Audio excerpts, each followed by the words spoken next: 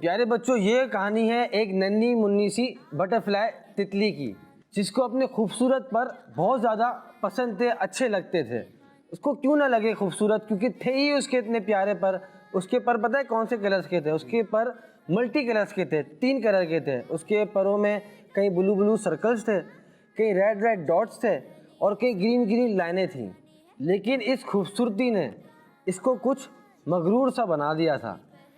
وہ جب بھی اپنی ہمسائے تتلی کو اڑتا ہوا دیکھتی تو اس پر ہنستی اور اس کا مذاق اڑاتی۔ کیوں؟ کیونکہ اس کا کلر بلیک تھا۔ اب پیارے بچوں، کسی تتلی کا یا کسی انسان کا کلر بلیک ہے تو وہ اس کی خود کی مرضی سے تو نہیں ہوا، یہ تو اللہ تعالیٰ کی قدرت ہے کہ کسی کو گورا بنائے، کسی کو کالا بنائے، یا کسی کو خوبصورت پیدا فرمائے۔ پیارے بچوں، ابھی یہ بات ننھی سی تتلی کی سمجھ میں نہیں آئی تھی۔ وہ صبح شام باغ میں اڑتی، اور جب بھی اس کی نظر اس کالی تتلی پر پڑتی تو اس کو دیکھ کر ہنستی اور اس کا مذاق اڑاتی۔ ایک صبح پرندے گنگنا رہے تھے اپنی اپنی آوازوں میں، کوئل اپنی آواز نکال رہی ہے، چڑیا اپنی آواز نکال رہی ہے، کبوتر اپنی آواز نکال رہا ہے، تو وہ ننھی سی تتلی اٹھی اور انگڑائی لیتے ہوئے بولی کہ میں کل تو ایک نئے باغ میں جاؤں گی جو اس کے برابر میں تھا۔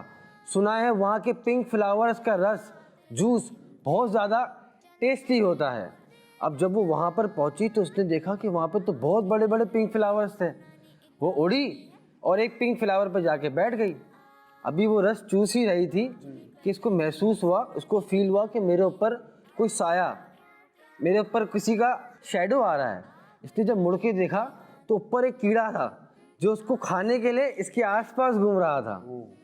پیارے بچوں، جیسے ہی اس نے دیکھا تو تتلی فوراً نیچے کی طرف آئی کہ اپنی جان تو بچاؤں اس سے۔ لیکن پیارے بچوں، نیچے آتے ہوئے اس کا سیدھا ونگ، اس کا جو رائٹ ونگ تھا، سیدھا پر تھا، وہ کانٹے میں الجھ گیا اور پھنس گیا۔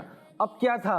اوپر کیڑا اور ادھر پر پھنسا ہوا۔ اس نے فوراً جان لگائی کہ میں کوشش کروں کہ اس پر کو نکالوں، پر پیارے بچوں وہ پر ٹوٹ گیا۔ اس ننھی سی تتلی کی آنکھوں سے آنسو نکلنے لگے۔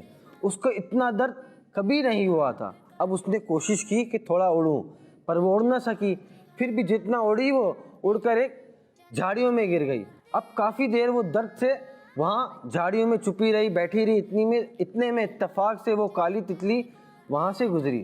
پیارے بچوں، اب ہوا کیا کہ وہ جو خوبصورت تتلی تھی وہ بالکل اس کا پر ٹوٹ گیا، وہ تو اڑنے کے قابل بھی نہیں رہی۔ اب جب کالی تتلی نے اس کو دیکھا کہ یہ بیمار ہے، اس کو تکلیف ہو رہی ہے، تو یہ اس کو اٹھا کے اپنے ساتھ اپنے گھر لے گئی۔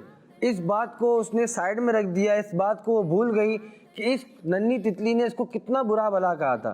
جب بھی وہ اڑتی تھی باغ میں تو وہ کیا کرتی تھی پیارے بچوں؟ اس کو دیکھ کر ہنستی تھی، اس کے بلیک کلر پر اس کا مذاق اڑاتی تھی۔ لیکن اس نے اس بات کو سائڈ میں رکھا، بھول گئی، اور اس ننھی سی تتلی کی اس کہانی سے ہمیں کیا سبق ملتا ہے؟ اس کہانی سے سبق یہ ملتا ہے کہ اللہ تعالیٰ نے جو نعمتیں ہمیں دی ہوئی ہیں اس پر غرور نہ کریں، تکبر نہ کریں، اور دوسروں کے پاس اگر وہ نعمت نہیں ہے تو ان کو حقیر بھی نہیں سمجھنا چاہیے۔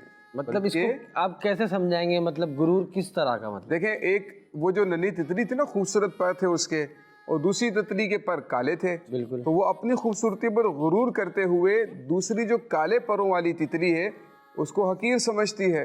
اللہ پاک کو تو یہ چیز ناپسند ہے حقیر کو نا۔ آسان میں کیا کریں گے؟ حقیر کو حقیر کمتر سمجھنا، اپنے سے کم سمجھنا، اپنے سے کمتر سمجھنا۔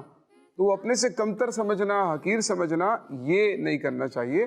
اللہ پاک نے آپ کو جو نعمتیں دی ہیں اس پر اللہ کا شکر ادا کرنا چاہیے، ماشاءاللہ۔ اور دوسروں کو کبھی بھی حقیر نہیں سمجھنا چاہیے۔ ہو سکتا ہے اللہ پاک نے اس کو کوئی ایسی نعمت دی ہوئی ہے جو آپ کے پاس نہ ہو، اور ہو سکتا ہے اللہ پاک کی بارگاہ میں اس کا مقام ہم سے زیادہ ہو۔